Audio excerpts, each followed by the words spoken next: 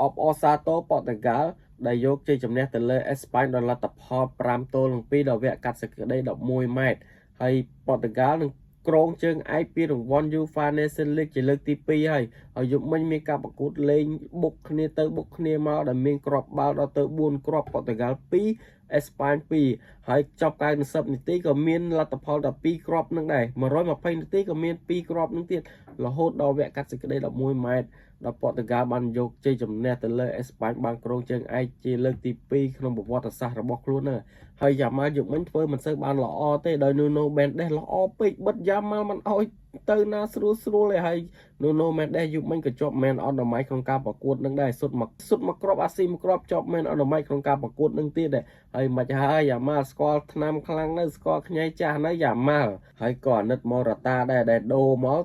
ដាក់ពេលនឹងទីបែរពេលនឹងទីអត់ចូលទៀតហើយអាណិតដល់ហើយអត់អាចជួយអេស្ប៉ាញឲ្យលើកពានរង្វាន់បាន